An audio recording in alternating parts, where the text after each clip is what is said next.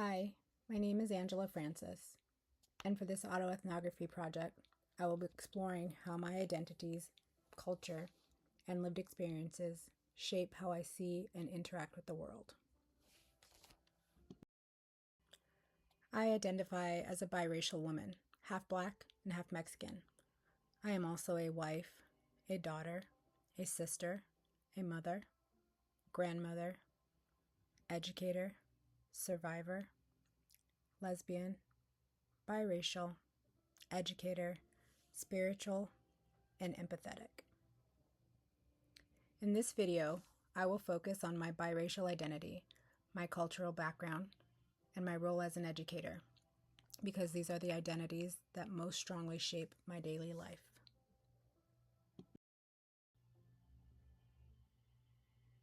Before this assignment, I had never really sat down and thought about how my identities bleed together. In my everyday life, my personal and professional identities are constantly overlapping. My wife and I both work at the same school, so when I'm having a stressful day, I can go to her classroom for support. That's my marriage and work life blending together. My daughter also works at the same school, and she calls me mom in front of my students. Because of that, my identity as a mother is always present in my professional space.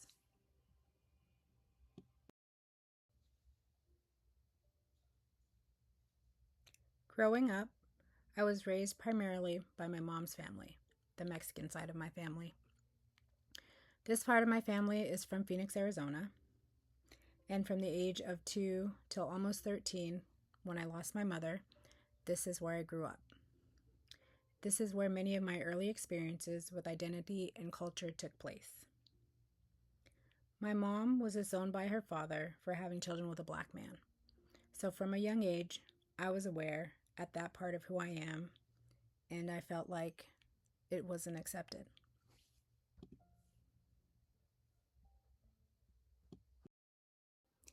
My mom comes up from a family of 9, 7 girls and 2 boys.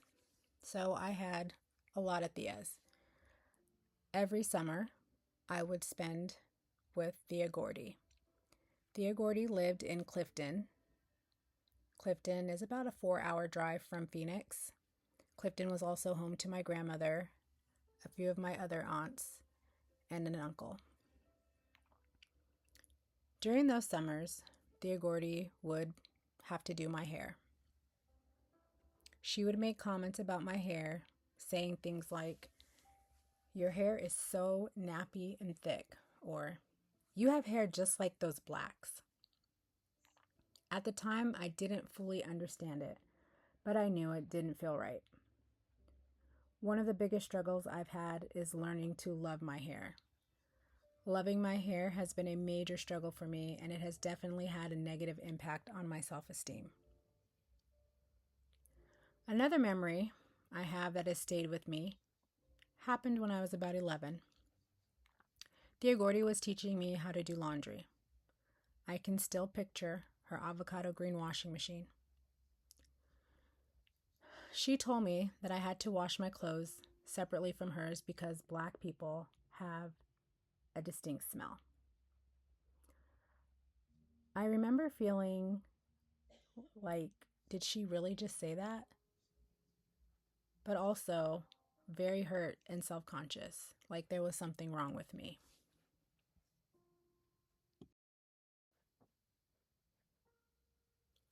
Another important part of my identity began when I was about 9 years old.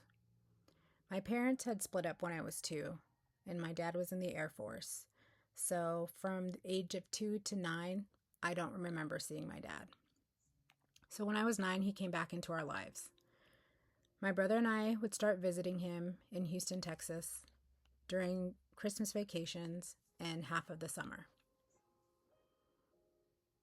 This is where my Black side of the family lived.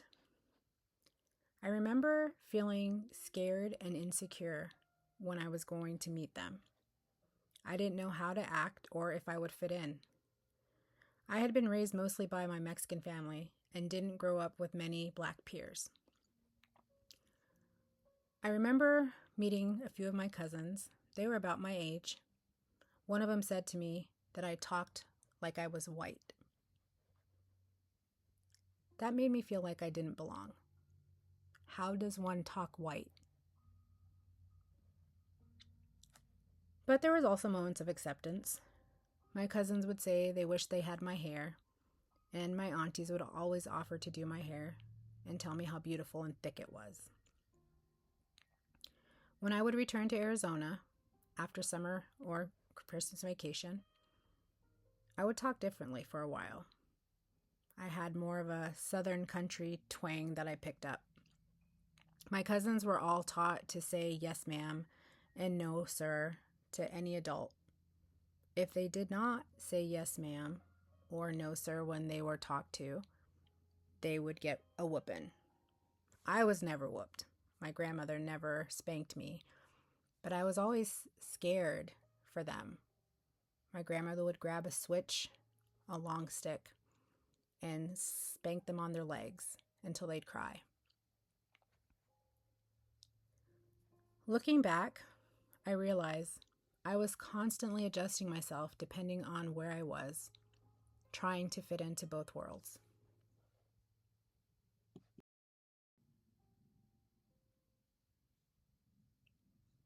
In my research, I found that many biracial individuals experience feeling in between cultures. One article by Zamora and Padilla explains that in the past, multiracial individuals were often expected to choose one race.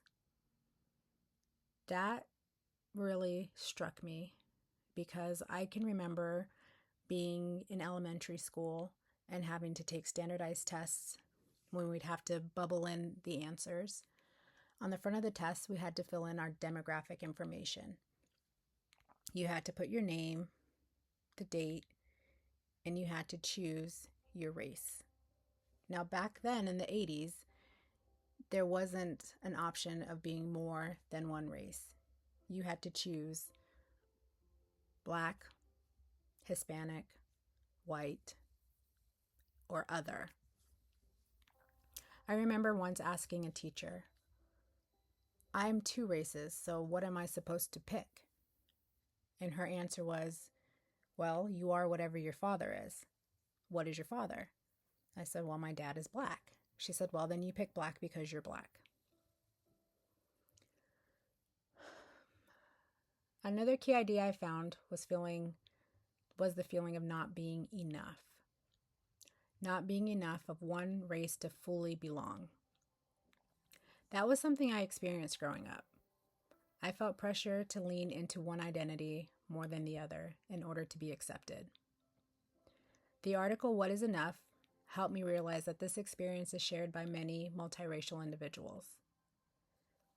When I was 13 and my mother passed away, my brother and I moved to Houston with my dad permanently.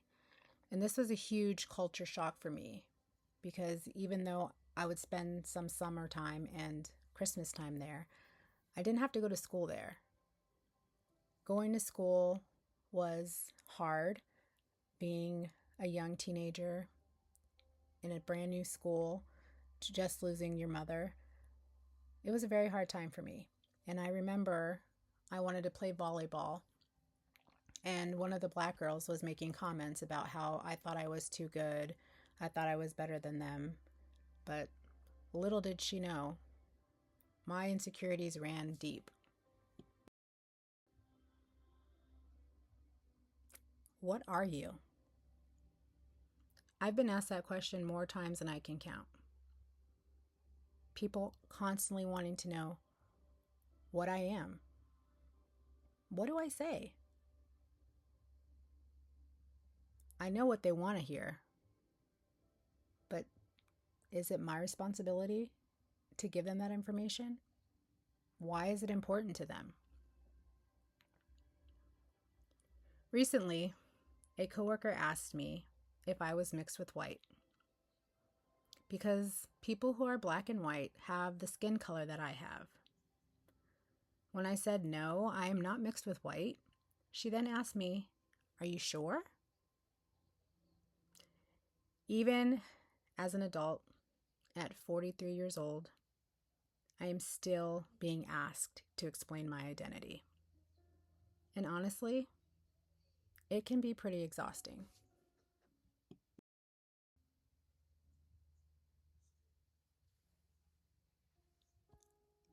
Having to navigate your identity can take an emotional toll.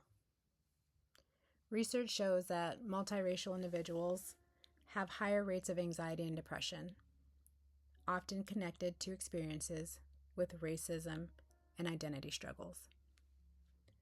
I personally struggle with anxiety and depression, and when I reflect on my own experiences, I can see how constantly feeling like I had to explain myself or that I never truly belonged contributed to that.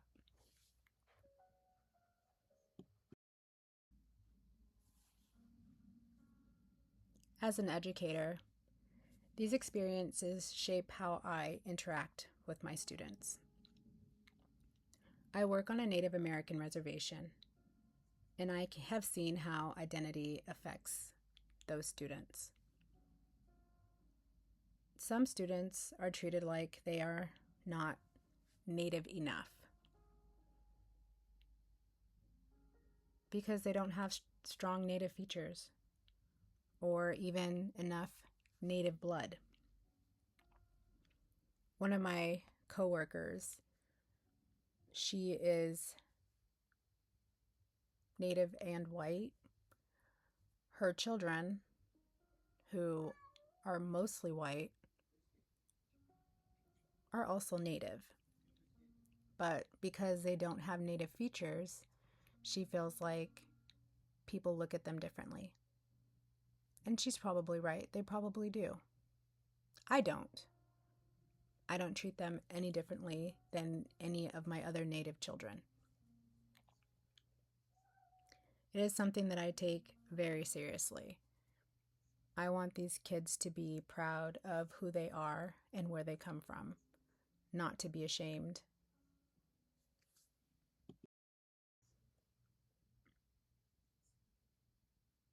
Through all of this, I've had to find my own path to loving and accepting who I am.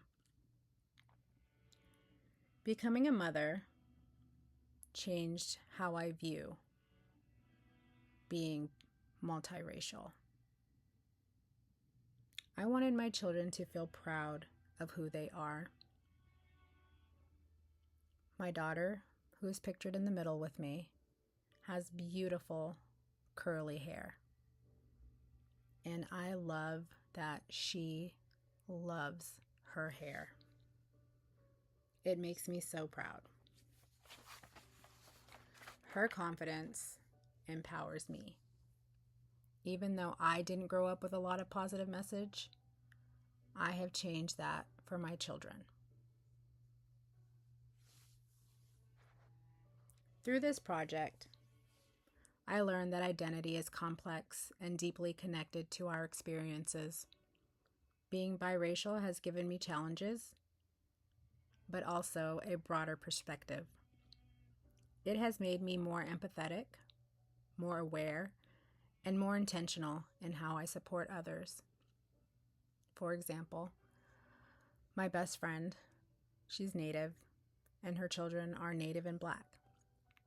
Well, her daughter just recently had a baby, and the baby's father's Black, and she has beautiful, thick, curly hair. And I always make it a point to tell her how beautiful her hair is and how much I love her hair. Overall, my identities, culture, and lived experiences have shaped how I interact with the world. And now I understand that I don't need to choose one part of who I am. I can be fully all of it. Thank you.